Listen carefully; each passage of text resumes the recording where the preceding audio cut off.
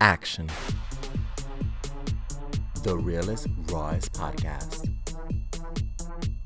Get ready, bitches. Talking with Vic starts now. So hi, welcome to Talking with Vic. What's up? Angel here, also known as Mac Daddy. Am I looking at you the entire time? Yeah, because Okay. it's people are mostly listening. But I mean, if you want to look at the camera, you can look at the camera too. Okay. I love this Seven Rings inspired set we have going on. Is that what we're doing? Yeah, it's so cute. Okay. I'm getting like the pink with like the... I wonder where Yeah. she got her inspiration from. I don't know, but this is very like Seven I'm sure Rings it's from vibes. people who look like me. Really? Yeah. Maybe. But I I'm love sure. Ari. Like, Yeah. it's no shade to... Of course, we all do. But you know, you're like an Ari stan. I am. But I really wanted to, like, you know, I feel like we've known each other for 6 years. Has Almost been that 6 long? years. Yeah, because we met October 2015. It How do you sounds weird how do you why know, I know how that. do you know that that was the Because the month we and met year? you had like this event At at Ricky's. Ricky's, Yeah. and it was like a Halloween thing. It was like Halloween. I don't think it was Halloween. Was it not Halloween? No. It was like, But it was at Ricky's. cold. It was definitely cold. Because I think we went ice skating or something like a week later. We went to Rockefeller Center, right? Yeah. Yeah. So I guess it wasn't Halloween. I always Maybe. pictured Halloween. Definitely 2015 though, I think. Yeah, it was 2015. I was Yeah. 19. Yeah. That's crazy. That was before everything. Like, Yeah. before... Well, you were doing your thing, but that was before, like, I was, like, really... Yeah. Well, I remember talking to you and you telling me that correct me if I'm wrong, but you were more into like, you wanted to be like a fashion Yeah, blogger, right? At the time. Yeah. That sounds like 2015 me, where I wanted to be like a fashion And you were working blogger. at Barney's at the time? I worked at Barney's. Yeah. Yeah. I That's remember. crazy. Yeah. Yeah, now you kind of caught me off guard right now. Like, I really did want to do different things. But even in all the years that we've known each other, I feel like there's still so much that I've wanted to know. Yeah. Because you would think that, like, in 6 years, I'd know more so about, like, your earlier life. And I think that's where I kind of want to start everything off. Okay. So... You're a Cali boy. You're a Southern California boy. Where in, like, Southern California did you grow up? I was born in Inglewood, California. Inglewood. Okay. Shout out to Inglewood. Shout out to Inglewood. Yeah, so I was born in Inglewood, and then we moved when I was really, really young to El Salvador. And I Really? I actually don't know how long I was there because I was obviously like a baby, but I want to say I think we were there for like a year. Mm-hmm. And then So you don't remember? No, I don't remember at all. But I know that my mom was like, this is not it. Like, we need to go back to the States. Mm-hmm. So we came back to the States. And when we came back, I grew up in the Inland Empire. Shout out to the IE. Mm-hmm. I grew up in Riverside. I like it there. Yeah. People are a little bit more like, just like down to earth. Really? Mm-hmm. Yeah, I mean, I love the IE. I grew up there, literally all over the IE. My parents had a house in Rialto. I grew up in Rialto, Bridge City. And then, yeah, I grew up, I always say I'm from Riverside because that's kind of like my middle school, like early elementary to middle to high school kind of all happened in Riverside. And I kind of feel like that was more of like the pivotal moments in my life that kind of made me. So I always claim Riverside, but broadly the Inland Empire. Yeah. And then I moved to LA when I was like 22. 22. Yeah. And what made you move out here? My career, my job, trying to, elevate myself and just more opportunity. I was working at Mac at the time, and I was just getting a lot of opportunities. This was like super start of like Instagram. I literally remember downloading the app because I thought it was like really cool filters for photos. And once it kind of like took off and it became what it was, and I started to get more opportunities because of the platform, I kind of felt like I needed to just kind of take a leap of faith and just do it. And it was really hard for me, I'm not gonna lie, because I grew up with obviously my mom. My parents divorced when I was really young. I was like 11 years old, and I never wanted to feel like I was like leaving my mom. I'm super attached to my mom. Yeah, you are. Literally the epitome of like a mama's boy, and everybody that follows me knows that because I'm always talking about her. Literally every interview that I do, like anything when they ask like what inspires you, what's that, it's like always my mom. Like I'm always talking about my mom. But yeah, it was really hard for me to kind of like take that step because I didn't want to ever feel like I was like leaving her. Yeah. But I also kind of felt like it's what I needed to do at that time to really get myself to where I wanted to be in my career. Which I'm glad that I did, because obviously it's transpired to like everything that I have going on now, and I'm able to take care of her. Yeah. But it was kind of hard for me to do when I was, you know, younger and trying to figure everything out. Of course. I remember when I moved to LA, it was the most dramatic thing going to the airport. Like, I was so Were you crying? devastated. No, like, it almost makes me want to cry just thinking about it, because I'm the same way. My parents were divorced. I was How old were you when your parents got divorced? I think 14. Okay, so you were older. Yeah, I was older. The thing is with them, like, they were like not together for a long time, but I think it was a shock, like, to hear like divorce. Like that hit me. So even though I was used to kind of their life and how they were not together, it was like so it definitely caught me off guard. I mean, it's really dramatic. It's very traumatic as well. You know, I think that for me, I grew up really close to my mom because my dad was like the breadwinner. You know, he worked, you know, he had a trucking company, a trucking business. So he was always out on the road working like those huge big rigs, hauling all kinds of, can we cuss? Yeah. Hauling all kinds of shit. All over, like up and down the US. And, you know, I grew up with my mom. Like, she was always kind of like around. She was like a stay-at-home mom. My dad was a breadwinner. So I was always a super, super attached to her. So when my parents broke up and they decided to get a divorce, I honestly wasn't, I low-key feel a little guilty saying this out loud, but I feel like I wasn't too affected by it in the sense of like being devastated because, you know, I just wasn't super attached to my dad, you know. It's just kind of how it is. But once my parents did divorce and I saw my mom having to figure it out, because again, she was used to being, so my mom actually migrated to the US when she was like, I want to say like 14, 15, 16, 17, around there. So she worked really, really hard up until the point where she met my dad. When she met my dad was like the breadwinner. So then she kind of took a step back and decided to be like a stay-at-home mom and a housewife and kind of do that whole thing. And then once they divorced, she kind of had to figure it out and kind of go back to like the hustle, you know what I mean? So it was really hard on me to kind of like see her, because I was so used to like our dynamic being one thing and seeing her be this way and then having to completely like shift and like figure it out. But I kind of always feel like those experiences definitely have made me who I am, and it has definitely instilled that like hustler mentality in me, and kind of always kind of just trying to figure out like what's next for me, like what am I going to do next, career-wise, work-wise, like, and just across the board. But I feel like the divorce piece of it wasn't so much like my parents were together. It was more of like everything that happened afterwards that I feel like kind of was more like, it was more of what affected me. Yeah, for sure. Yeah. And what got you, because I heard you say like it affected you and how you go about your business, like how exactly did you get into makeup? Because I know you said you worked at Mac, right? So how'd you even get into that? Because I feel like for both of us when we were younger, like that was not like a normal job, like a guy doing makeup. It's like you would see it in movies and stuff, but like for the everyday person, it wasn't like normal. So how'd you get into that? I kind of was honestly just trying to figure out what I wanted to do. When I was in high school, I was super involved. I've always been very creative. I've always been a super creative person.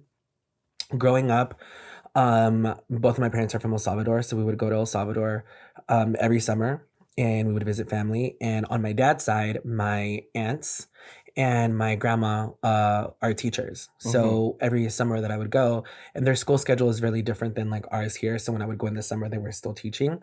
So when I would go for summer vacation, they would take me with them to the schools that they taught at. And at a really, really, really early age, I mean, I remember super being into like arts and crafts and like artistic things and painting and coloring and like all these things that I feel like really enabled my creativity. And I remember like I have really, really vivid memories of like my grandma like reading books to me, and just always just, it was all about like learning and education and being creative. And I feel like that part of me has always been instilled in me since I was really little. So once I got older, going to school, high school, trying to figure it out, I mean, I was pretty much involved in like everything in school. I did ASB because I loved, you know, being creative and coming up with like different things for us to do at school and pep rallies and this and that. I did cheer, I did dance, I did choir, I did yearbook. I mean, I literally was like that kid that was literally involved in everything. Yeah. Um, with that though, it made me focus a lot on all of those things and not really focus on actual like school stuff. Mm-hmm. Fun fact, Mm-hmm. I've actually never really said this to anyone. I actually almost didn't graduate Same. because I was doing horribly like in school my Mm-hmm. senior year because I was so caught up doing like everything else. And I would get away with it because I'd be like, oh, I'm doing this for ASB, so I can't be Yeah. in class, or I'm, It was still school related. yeah. But once it came down to like getting your teachers to sign off on like, are you graduating or not? I was literally on the verge of not. And I remember specifically my English teacher. Shout out to Ms. Morris. She was actually my first period teacher, and my senior year, I wouldn't go to school until literally like lunchtime. Same. I literally was just like not in class. Like it just was my journey. Mm-hmm. And I remember I literally begged her, like, what can I do? Like, I cannot afford to not graduate. And I hadn't told my mom that this was going on. Mm-hmm. And all my family was flying in from El Salvador to like come to my graduation. So I just felt this like crazy amount of pressure because obviously like literally like flights are booked. They're like on their way. Like, how am I going to tell them like, actually, I'm not graduating, Mm-hmm. especially again, having like a grandma and aunts and just coming from this history of like my dad's side of the family, like being like educators and teachers and stuff. So I literally remember I just literally all the assignments that I had missed, I just did them and I Mm-hmm. turned them in hopes that she would find, sympathy in her heart and just like do it. And she literally like barely passed me with like literally like a passing like D, like barely.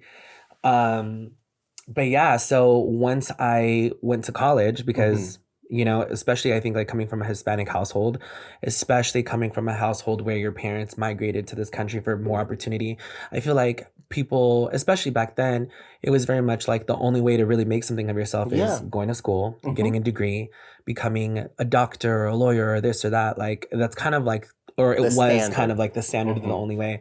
So when I was going to college, it pretty much was to make my mom happy. And I was still trying to figure it out. But obviously, as some people know, when you go to college, you're having to pay for school, you're having to do this, you're having to do that. I didn't qualify for a lot of like assistance programs. So I was literally paying for a lot of stuff. I was working like random jobs, like at the mall, you know what I mean?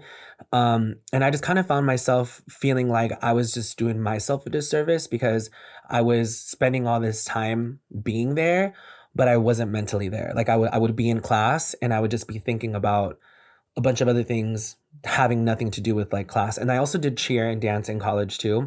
So a lot of the times I would literally just like sit in class and I would literally just be like going over routines in my brain. Yeah. That sounds so like California to me. Like Bring It On or something. Like literally that, like that's what it was.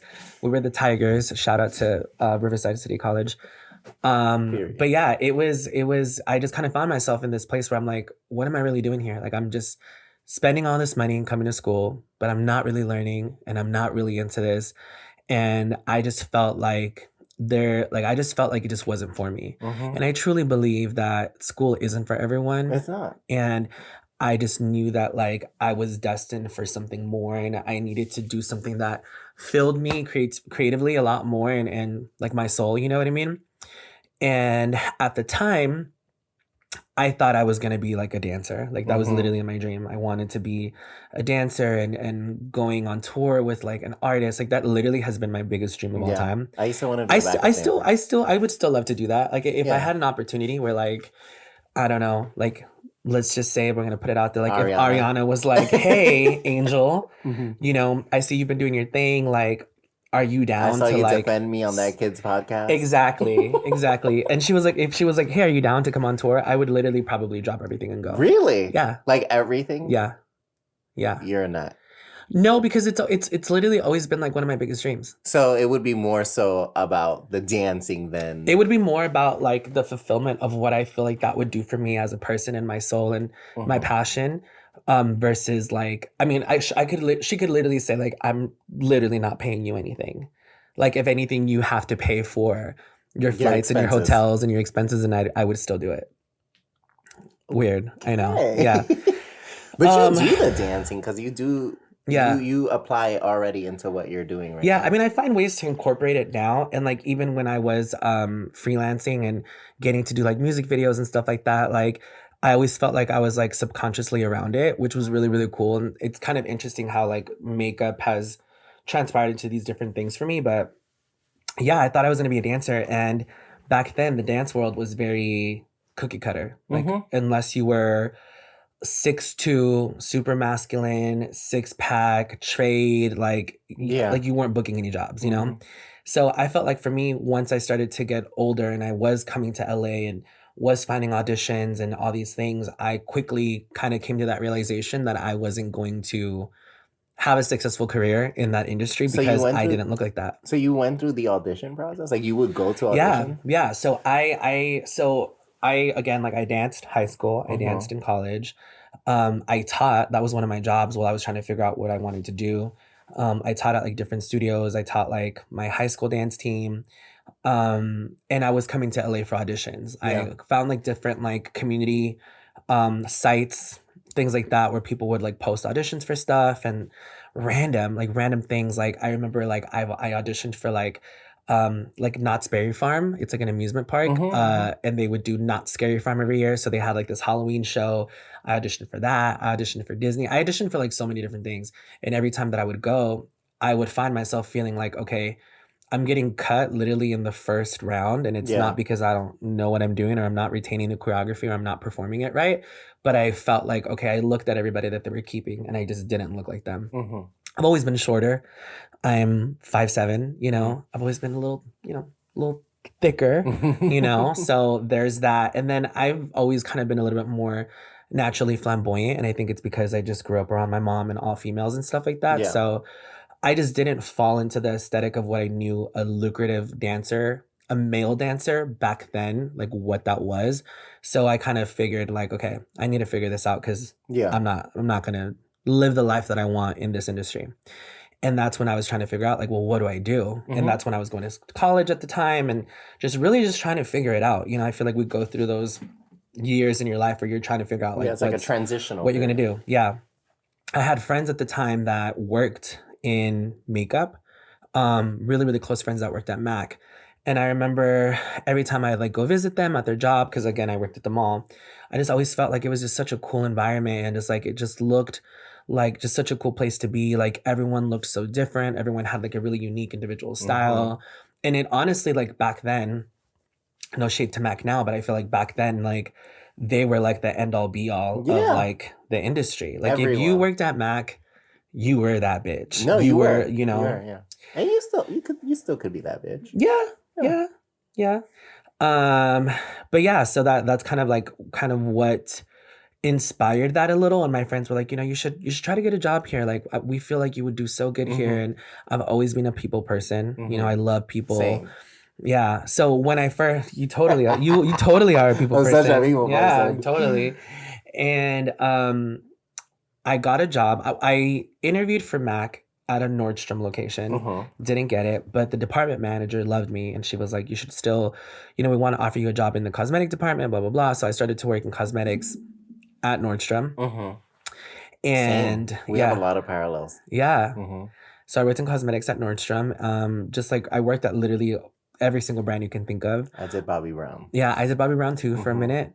I was kind of like a floater. So anywhere where I needed to fill in if someone was taking time off or maternity leave or whatever, I was always kind of like filling in, which I'm glad. And it's so crazy because you circle back to like my career now and how familiar I am with all these brands that I work with now. It's just honestly just helped me. But yeah, so back then, again, I was like trying to figure it out, was working at Nordstrom for a while.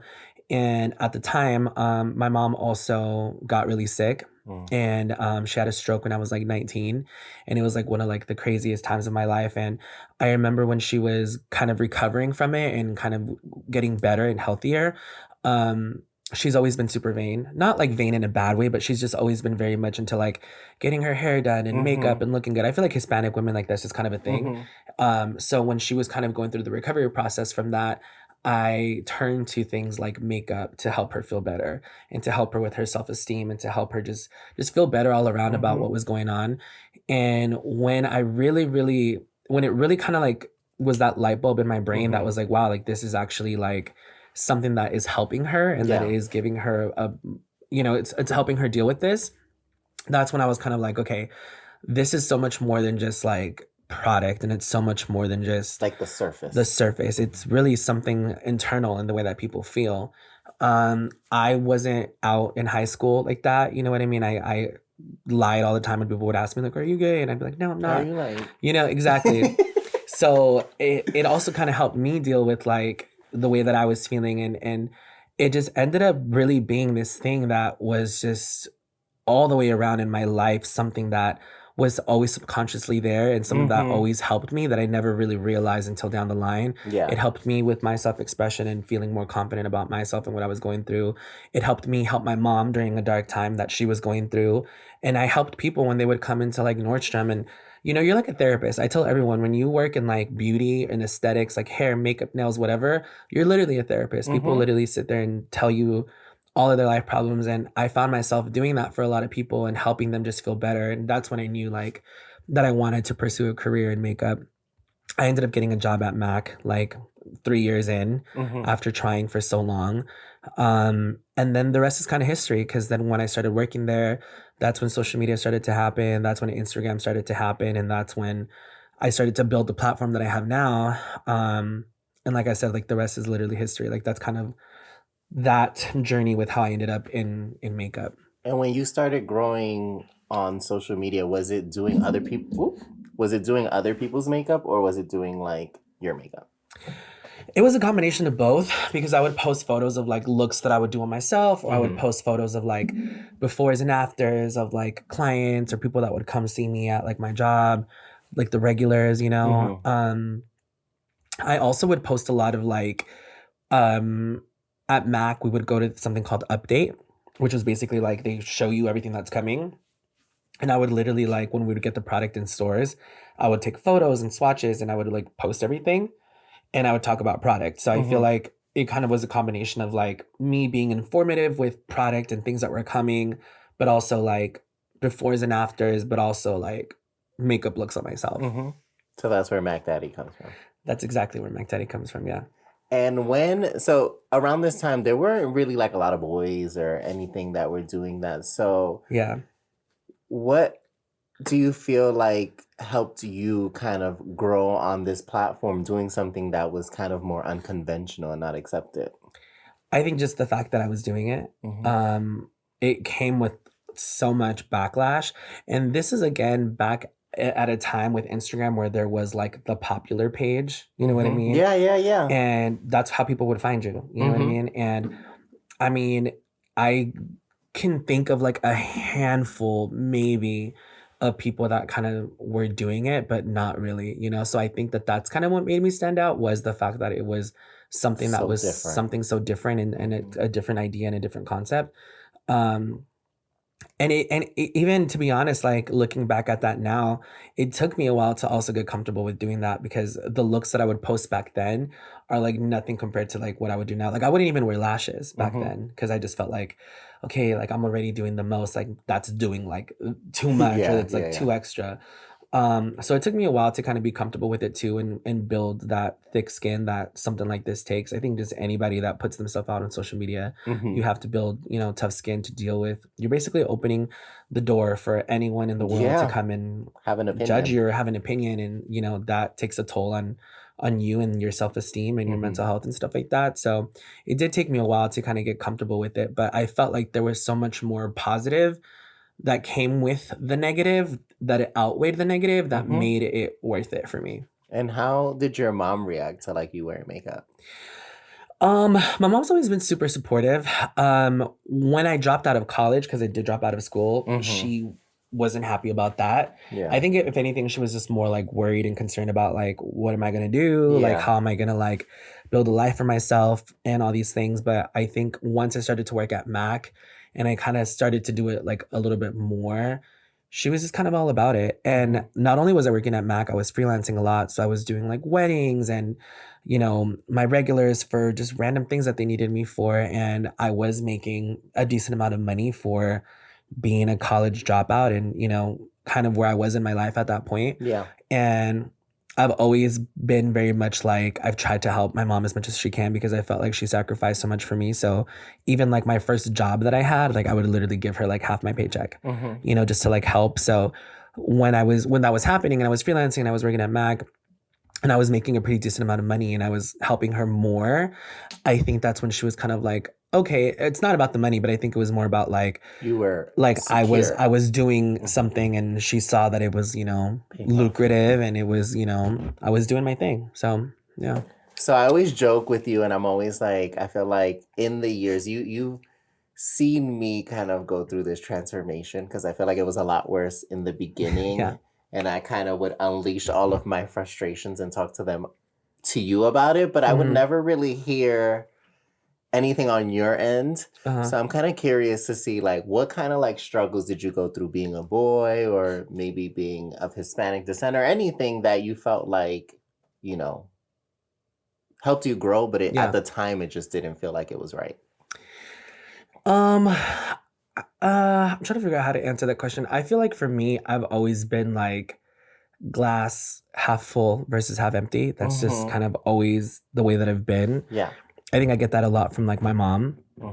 Even when she was really sick and we went through the whole experience with her having a stroke, I felt like for me at the time, I was really reckless with the things that I was doing and people that I kept around. And it kind of was like a reality check for me to really focus and think about my life. And I think in any situation that I've experienced that's been negative, I always try to extract the positive and just focus on that. And being that, you know, we have this platform, I always just try to keep it as positive as possible. I have my moments, you know, we all have our moments where we're like upset and we need to rant and it does make you feel better. But for the most part, I feel like for me, I've always just tried to just keep it positive, and not focus too much on the negative. I've also like, I'm always about relationships with people, and I pride myself in feeling that I am a pretty neutral person across the board. Like I can, you know, like, you're neutral. Yeah, I try to be. But you're always. I try to be neutral in a genuine way, not in a fake way. Of course. You know, that I get. Yeah. So I feel like for me, it's just all about like relationships, and it's all about like it is tricky to navigate this industry. I mean, we've had tons of conversations about it. You know, because you know it can take that one thing for people to like, you know, hold on to for the rest of your life, basically. It is tricky though. It's not an easy thing to do, but I think that I just pride myself in having great relationships with people and finding common ground with people and just having really unique relationships with people to where I can, you know, do my thing and not feel like I'm choosing a side or being too cliquey or anything like that. And do you feel like sometimes being neutral, so to speak, can get you in trouble? Because I've seen that as well. Sometimes with neutral people, it's like there's always someone that's trying to pull you in a certain direction. Yeah, I mean, I think that's kind of natural. It's kind of like one of my friends, he's a Libra, and I'm always kind of getting on him about like, can you just like pick a side? You know, like I get it, but like pick a side. Yeah. And I think like for me, it's more or less like good versus bad. You know what I mean? And kind of like what's morally right versus what's morally wrong. And I think if it comes down to having to choose a side and it really boils down to like, well, what is morally right for me and what's not, then I'm able to make that decision. But for the most part, I think like with being neutral, I think what's worked for me is finding common ground with people and having that common denominator with people. So I feel like as a Cancer, because I'm a Cancer, I do a pretty good job Makes at a lot like, of sense. yeah, I do a pretty good job at like finding like what that is with people and being able to relate to someone and having that common ground. And I feel like that's what's helped me with being that person. And it's no it's no, you know, it's no mystery. Like, I mean, I'm literally friends with people that literally are not cool with each other, and I'm able to still have relationships with both and feel like I have really great relationships, and it never is anything about picking sides. And I think that it gets to a place where like people respect that about me, so they don't kind of push that in the sense of like, well, you have to pick a side. I think that people just respect me as a person and the relationship that I have with them, and I feel like that's kind of what's worked for me. I think honestly, I think we're similar in that sense, even though I'm a little bit more in your face. But I think you do definitely have to get to a point where it's like you have to always kind of see it in the middle. Mm-hmm. Now, our middles are sometimes different from one another's. Yeah. But I think that's definitely good advice for anyone that's trying to get into this industry and kind of navigate, which I think to a certain extent it's like I don't sometimes I don't understand what that means Uh-huh. in terms of what, like, to you, what is navigating in the industry? Is it like kind of doing things how you're supposed to be doing? Because when I hear terminology like that, I think of when people say things like, oh, you need to play the game. I mean, listen, and again, we've had so many conversations about this. I think that in any industry, there is a certain like playing the game, right? Like there is a certain like things that you have to do, you know, certain people that you don't want to piss off, certain people that you know. You don't? What was that? I said you don't. No, not all the time. Mm-hmm. But you get what I'm saying? Like I get that piece of like playing the game. I think what it is you doing it in a way where it's authentic and genuine to you. You know what I mean? Mm-hmm. I've met people in this industry that like right off the bat, I'm like, not for me, not the vibe, not someone or something or a brand that I want to align myself with. And I'm really stern in those decisions that I make. But it's also, you know, another piece of it is building and cultivating relationships with people that you do feel are good for you for whatever reason that may be. I think something specifically with our industry is give and take isn't a bad thing. I think that sometimes people have this idea of like someone's only friends with someone for their benefit or someone's only da da da da because they want to gain from them, and it's like that's not necessarily a bad thing. It's the approach and how you do it. If you're someone that you're literally just trying to social climb and that's your MO, then obviously like it's going to bite you in the ass eventually. There's only so much that's going to really do for you. But if you're someone that's like, hey, like this is what I can do. This is in the areas that I can help. And you kind of have that clear understanding and it's very black and white. And you guys are both on the same page as far as like what you're trying to accomplish and what something means. Then I think that's where it's okay, you know? Like it's kind of like when you think about like people collaborating with people, right? People collaborate with people for a number of different reasons that everyone knows. It's obviously like exposing you to a different audience or helping you with growth or whatever it is. But again, it has to be done in a genuine way where it's like you're being transparent about what the overall goal is and kind of going into it, just being real about it versus trying to make someone think that, you know, you're not trying to benefit when you really are, you know? I don't know if that makes sense. No, it makes complete sense. And I agree in the sense that I think that's something that a lot of people do here is they do things just for the audience, for quick exposure, for quick growth. But I think that's something that people don't really understand is it always catches up to you, like no matter what. Yeah. But I think also, if you're genuine about it, yeah. But I think also to a certain extent is because now that we live in a world that's so obsessed with getting everything quickly, they almost feel like they have to do that, as opposed to kind of doing it in a way where it's not like that. Because I've been kind of the type of person that like I'm so against that to the point where I don't even like to disclose that I have a relationship with a certain somebody that has more followers or this or that, because I think to a certain extent too, a lot of bigger influencers automatically assume that you want to use them for that. Or would you agree with that? I think it's easy to feel that way, yeah, because I feel like we also live in a world now where like everybody wants to be an influencer. If you have like 5,000 followers, people are like, I'm an influencer. Like I think because again, going back to like when you think of back then, like traditional ways of like being successful or having a career, like because it's shifted so much now because of like social media, and you look at people like, you know, the Charlies and the Addisons of the world where like you literally like it almost feels like overnight they have this like crazy success and growth and all these things, I think that people look at that and feel like that's what they need to do.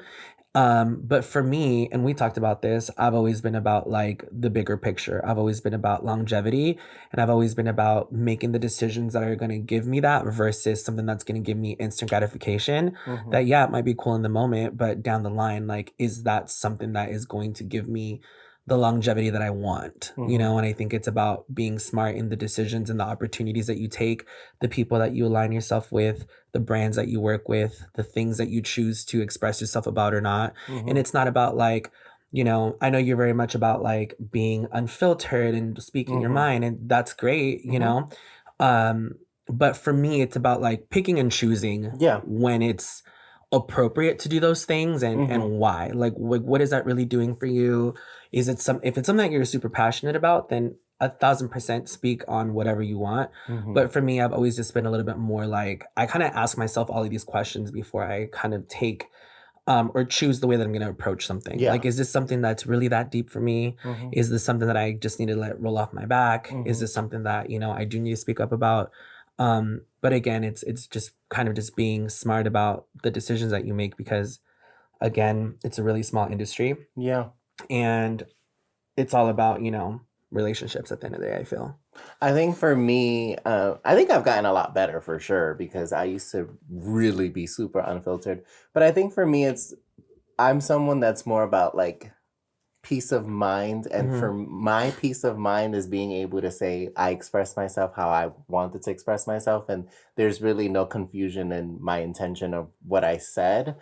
So I think for me, we've always been able to kind of agree to disagree, because that's just always going to be, it's always in my nature. And I think that everyone serves a different purpose and a different role within whatever industry and just in life in general. And I think that you do need those people that are going to speak up, that are going to, but not necessarily, I think we don't want to confuse that with people that are like exposing people and stuff, because I think that that's not a good intention most of the time. So I think we'll always kind of agree to disagree in terms of how we kind of execute. And listen, at the end of the day, the way that I look at it is, you have to do what's going to give you, like you said, peace of mind. At the end of the day, we're the only ones like living with ourselves. I don't know if that makes sense, but it's like, you go to sleep with yourself at the end of the night. You're the one that's in your own thoughts. So whatever gives you that peace of mind, whatever makes you feel fulfilled, whatever makes you feel like you're doing the right thing, then that's what you should do. And I don't think that there's one way, or like one, like, I don't think there's like one way to like to navigate the industry. I don't think there's a right or a wrong way. I think again, it's different for everyone. For sure. Everyone's journey is different. And I think at the end of the day, it's about what's going to make you happy, what's going to make you feel fulfilled, and whatever that is. And that's exactly what you should do. And I think it's also important for people to realize that it's okay to feel completely differently. You know what I mean? Because I think that, especially nowadays, we're kind of in a world where it's like you just have to believe something, and you can only associate with people who believe like that. And I think that it becomes very divisive. Is that how you say it? Divisive? Divisive? Okay, I guess divisive. Studio audience? Divisive? I'm not great at English. I don't go to college too. Okay, so I'll say divisive, but if it whatever, y'all know what I mean. I'm pretty sure it's divisive, but divisive, whatever. really? I think so. No, it's divisive. Okay. It's us agreeing to disagree right now. Okay. But and I think that it's just so important for people to realize that it's okay to agree to disagree. Because even there was a time where we didn't really speak because of you. It wasn't because of me. It was because of you. How was it because of me? Well, you were the one that like distanced and unfollowed me and all of that. So I feel like it was you. It was based off of certain circumstances in regards to me. You know what it is, and let's talk about it, because I know that you gave me examples of certain people that you felt like got passes with dealing with the same types of people that you did. They got a pass. Okay. Period. I think what it was for me is, I'm not super personal with those people. Like I'm not like I would like Exactly. I'm not like super like okay, like I'm not texting them, I'm not calling them, I'm not hanging out with them like that. We You know what I weren't mean? exactly doing that every day either. We weren't doing that every day, but I do feel like we had a deeper relationship as Mhm. far as like the amount of time that we knew each other, how we met each other. We hung out when I was in New York a few times. Like I feel like it was a little bit deeper than what my relationship was with other people. Mhm. So for me, I don't want to say like I took it more personal, but it bothered me a little bit more because it was someone that I felt was a little bit closer to me. I don't know if I'm making sense. Mhm. So for me, I was like, okay, I just need to step away Mhm. because I just didn't want to see it. No, And no. I told you that, you know? You told me after the fact. Yeah. So I think that I completely, first of all, you know, I'm someone that like I don't really care Yeah. whether someone distances themselves or not. But I think that in that situation, even though we've come to a place where we can kind of Agree to disagree. you know, agree to disagree. I think that in the sense it never bothered me because even after you remember I saw you, I was like, hey, what's up? Like, you know what I mean? I think I mean, it never was any like bad blood. Like But you know, some people take that like Yeah. really personal, like unfollow. I don't care, but like some people take Yeah. that really personal, and I Yeah. feel like if you would have done it to someone else, they would have been like doing the most. You know what I Yeah. mean? But I think in certain situations like that, and it's like we could literally go into a rabbit hole with this. It's like I feel like people give other people passes for things, and then someone that's completely unapologetic about how they go about things is usually the one that's punished. But because I'm not smiling all the time and talking in a sweet voice, but it was also like everyone's probably like, "What are they Again, talking about?" I mean, it literally is a rabbit hole, but there's so many other variables and factors that go into this as well because it was other people involved and like, you know, it was a lot of different things that I think for me specifically with my relationship with you, which is what kind of caused me to kind of like step away a little bit. You know what I mean? And I feel like I attempted to after the fact, kind of like I don't want to say like give you advice because I don't want you to feel like I was trying to like tell you what to do. No, but I felt like I tried to give you a little bit of a different perspective as to like how things looked and the way that things were being perceived and kind of how just trying to give you a different perspective.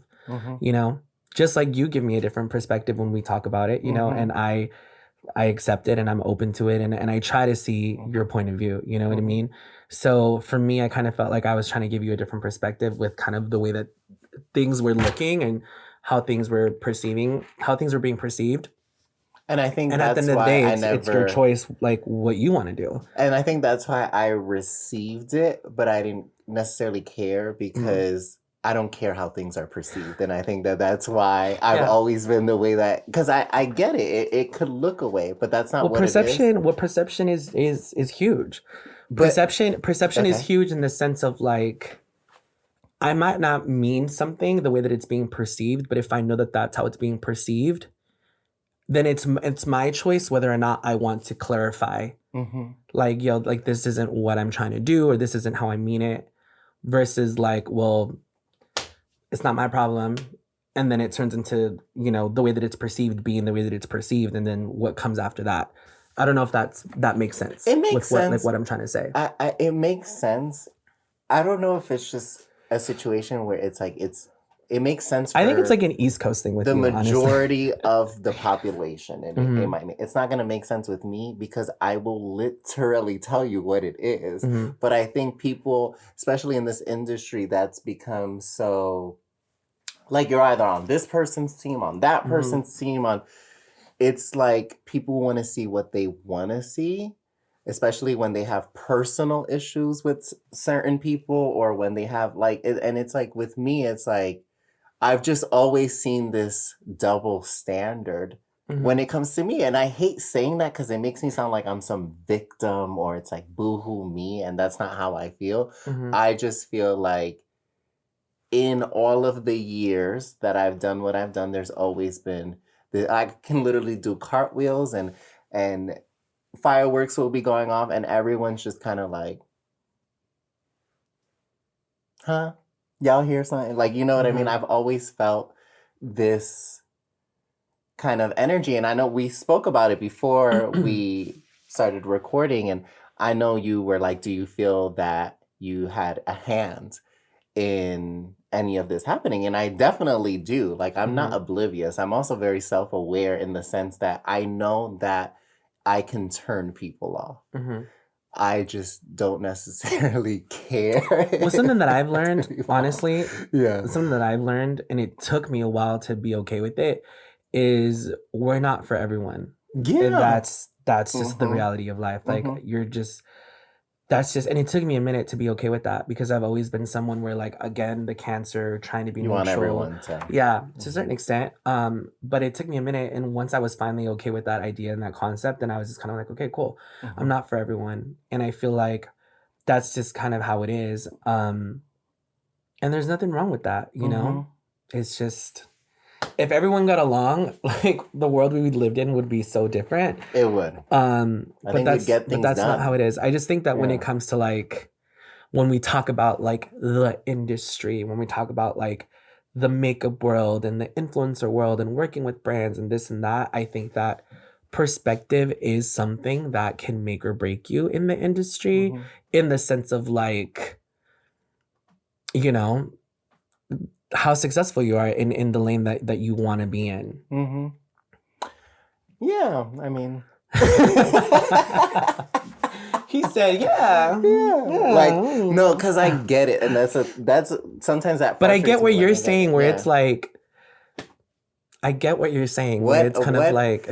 What advice would, like, because for people that aren't, like, specifically, like, some people. I wonder if people are listening to this or looking at this and they're like, what the fuck? No, there are definitely going to be people that, like, listen to this and don't really know and kind of feel like we're beating around the bush. But I just know for a fact that if names are said and this is said, it's just going to turn into something way bigger than it has to be. I mean, and I don't think it has to be anything specific. I think this is generalizing, like, and I think the topic is perspective. You know what I mean? And I think the topic and what we're trying to, you know, talk about is perspective. And like, you might be doing something that's coming off a certain way that's off-putting to people. So what are some of those things? Because I'm an open book. I can talk about it. I want people to know what you might be referring to in terms of things that I have done that may have been off-putting. Why should we talk about that? Because I think that, to me, I honestly don't see the point in talking about that, because I think But that's what people always do with me. No, but it's like it's kind of like, we're already in this different place. You know what I mean? But it doesn't have to go there. That's what I'm saying. Like, where is exactly that? We're at a place. Is this the part where I walk out? You're more than welcome to, but we're at a place. Just kidding. We're at a place that I feel like I've always been able to take it. Yeah. I think, I'm not going to lie, and I'm not one to really admit things like this. There always has been a sense of frustration on my end, because I feel like you're always very respectful. When you listen to me, you're always respectful. You let me speak. It is what it is. But it's like, I'll like look at you like, he still doesn't see it this way. Or like, no, I mean, I think if you want me to be specific, I think a lot of it was picking and choosing when you want to express yourself about stuff. I think that, like, not everything requires a reaction. That's just what I've learned. That's just the way that I am. And I just personally Do you think it was the delivery as well? Yeah, because I feel like there's a way to get your point across in a way where it's less abrasive or less quote unquote problematic or less whatever. Like, there's ways of making your point or your voice heard, or you feeling like you got something off your chest that you needed to get off, or whatever it is. I think that, like, for me, and I told you this, it was kind of like, not everything needs a reaction, and being smart and picking and choosing when you are going to react and what and why. If like, again, if it's something that you're super passionate about and it's something that you like 100% stand by and believe in, and then 1,000%, you know, speak up about it and say what you got to say, but maybe, you know, think about like how it's going to be perceived and how people are going to take that, because again, perception is a huge part of this industry. You know what I mean? I'm like, you're bringing it back to perception. Because that's literally what it is. I think so to me, my perception is just speaking the truth. It's just, the perception to me is just the truth. It's not smoke and mirrors, you know what I mean? And I feel like I didn't react to everything. I think that was the crazy part, is if I really sat here and react. And I mean, I think we can all agree that like you a few years ago to you now like is very different. Oh yes, I've you know why? I think that I got to a point where I really felt that this is gonna sound so narcissistic. It got to a point where I was like, I feel like there's so much beating around the bush, and there's so much with this industry, with influencers, they just don't express themselves in a way that's necessarily authentic all the time. And one thing I did notice is if I said something, it was, here we go again. But if someone with a lot of more followers said it, it was like, woo, you're so brave, you're so this, you're so that. So it kind of switched in my head where I was like, you know what? Like, I don't think I'll ever get back to that point of like, fuck this bitch, because it really was giving that at one point. But I felt like I would share my experiences more so when people care. And unfortunately, people only care about your story when you've quote unquote made it, or when you've quote unquote have a bigger audience. I don't necessarily agree with that. You don't agree with that? No. Because I honestly don't think it has a lot to do with like a following or a number. I think I don't correlate that with what you're saying personally. But I can see and try to understand. Yeah, I think from personal experience, even some of the things that I would speak on when Black Lives Matter really peaked in 2020 and people were finally speaking out, it was like all of those things I spoke out on when I was first starting out, but because it wasn't popular to talk about it at the time, or because it made people uncomfortable, I kind of got punished for it, you know what I mean? And I spoke about tons of topics, you know, that would relate to people regardless of what background they were. But I feel like you can only speak up on things when it's popular, or if it's trending, or if you have a bigger audience. And that's just speaking from my personal experience, because there's been so many times where I'm like, I've said this before, or like I did this before, or well, sometimes too, I think it takes like, okay, so trying to give you an example, I say this to brands all the time, like sometimes like when you are like doing a campaign with an influencer, right, and you're talking about a red lipstick, it's gonna take the audience and a consumer like seeing people talk about that red lipstick before it probably even entices them wanting it or wanting to learn more about it, you know? So I think that it's kind of the same thing with when you do speak up about certain things. Sometimes it's like, you know, you're speaking up about something and it maybe doesn't get the traction that you want, or it's not registering the way that it want. But sometimes it takes like, okay, this person's talking about it, this person's talking about it, this person's talking about it, this person and this person, and it kind of is like, okay, maybe I should pay attention to this. And it kind of sucks that that's kind of how it goes, but that's kind of like with certain things, kind of like what it has to take, you know? If someone's on Instagram seeing like, oh, you're wearing this red lipstick, and then I'm wearing the red lipstick, and then such and such and such and such and such and such person are wearing the red lipstick, then it might click more for that person, like, what is this red lipstick? You know what I mean? Versus just like one. So I think like, I get what you're saying, but to me, that's kind of like, I think like that's kind of why that happens, why it can maybe happen that way sometimes. And I think you've made a great point, and that is, I think I am the way that I am, not me quoting Mickey, I am the way that I am because, whatever. I am that way because I'm okay with being like the casualty. I've always been okay with, you know, maybe if I say it like down the line, these people won't have to go through that. And I've literally and I'm sure when you have had those moments, it's like, it's worth it. I mean, yeah, Yeah. and for me personally, even when it comes to like, I literally say all the time, I truly feel like my purpose in life, the reason that I'm on this planet is to inspire and motivate people. Mhm. And I feel like even though I have a big platform, even if it's like I'm just doing that for like one person, to Yeah. me that's worth it. So for you in those moments, it might not have been like in the masses in the way that maybe you wanted it to, but you don't know like Mhm. what that did for maybe one person or two people or three people or Mhm. whatever that is, or the way that they perceived that and maybe applied that to their lives, and maybe the way that they shared it out to other people. Like we don't always know that. So for me, again, it goes back to like what's gonna give you that peace of mind, what's gonna make you feel Yeah. good at the end of the day. So if you speaking up about something that you were super passionate about, whether or not it was received the way that you thought it would be or perceived the way that you thought it would be, as long as you feel good about it, then that's all that matters, you know? I think for me, it was never a thing of whether one person or 3 million people got it. It was more so of a thing of getting punished for it. And then a year, because the thing is, when people do things to you and then it becomes popular, they don't go back to you and they're like, oh, we're really sorry for doing this. Like, no, like you're still on punishment and they're just moving forward. And I think that to a certain extent, that's what happened with me. Um, but again, it's almost like I hate to talk about this because it's Talk. like, whatever.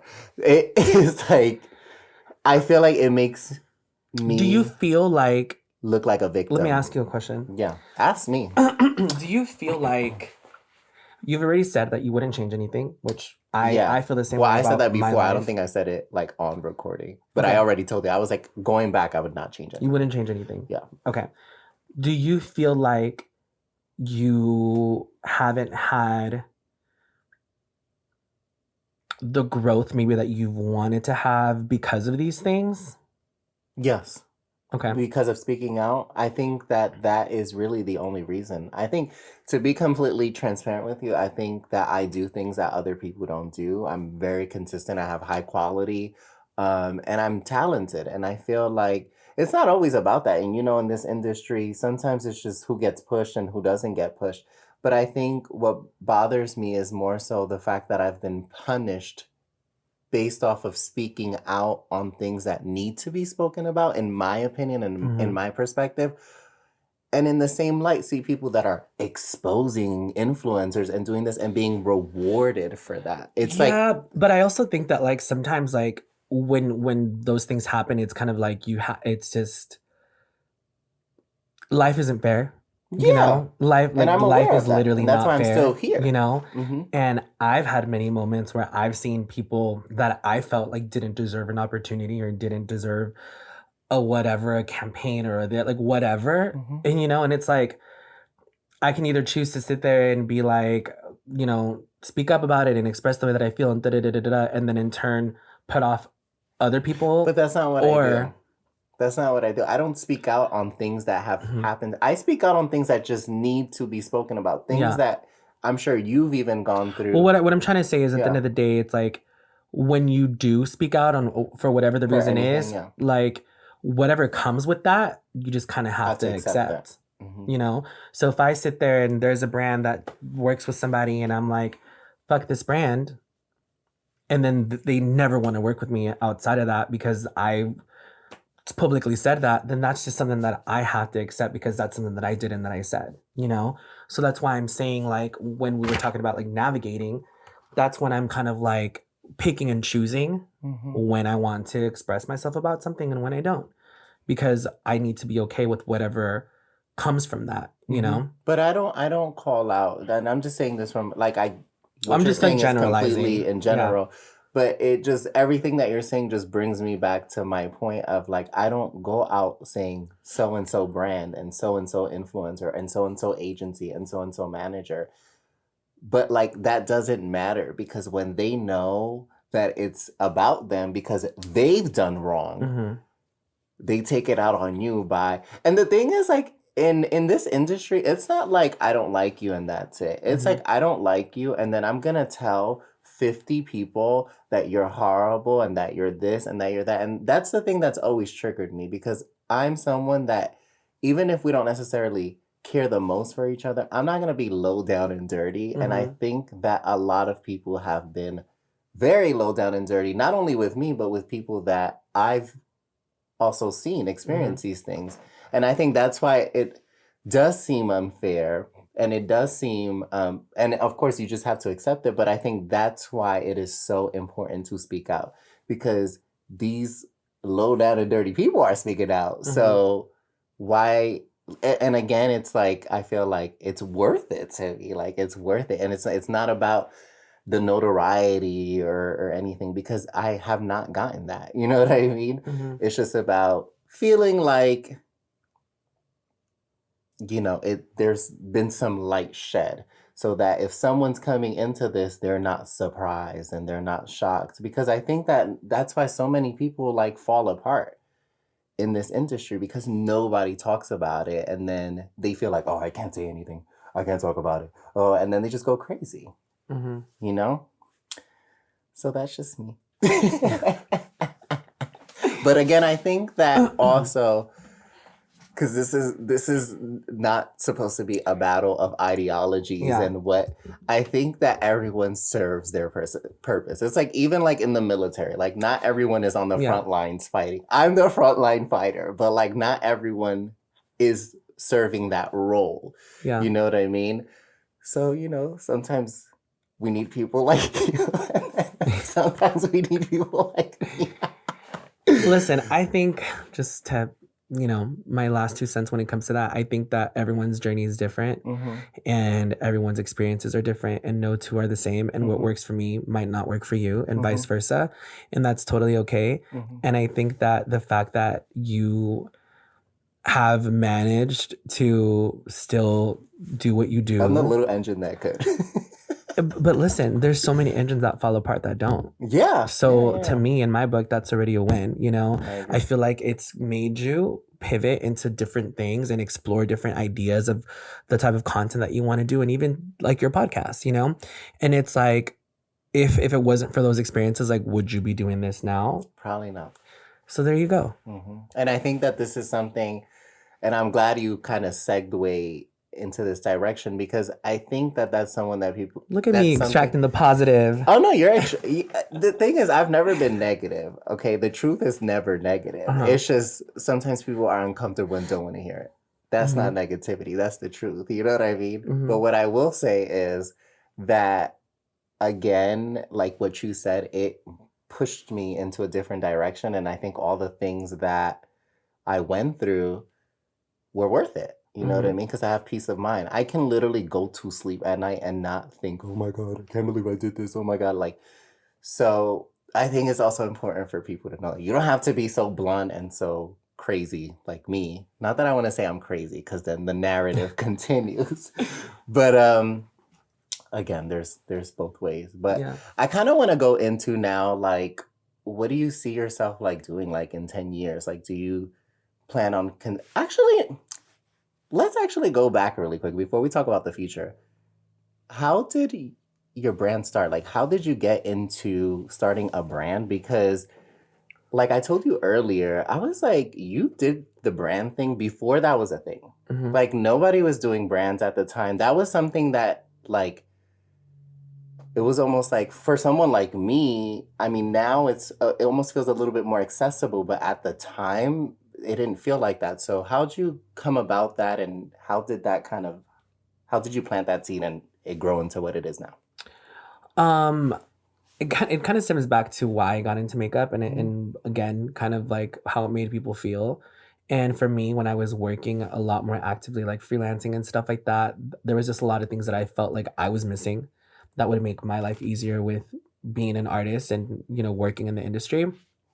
And I just felt like I needed to create it, you know, and I feel like my products that I create are an extension of me. And I feel like with my audience and being able to connect with my audience, I felt like being able to have something like a brand and to be able to create product was an extension of me and who I am, like in an actual tangible form. Yeah. And what that does for me, I wanted that, like I wanted to create things that did that for other people. So that's kind of where the idea of kind of starting a brand came from. It was not easy at all. Mm-hmm. Still fully like self-funded to this day, you know.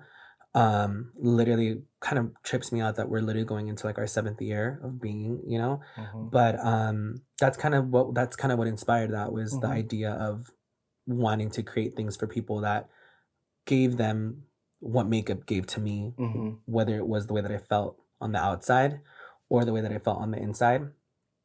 And that's kind of where that came from.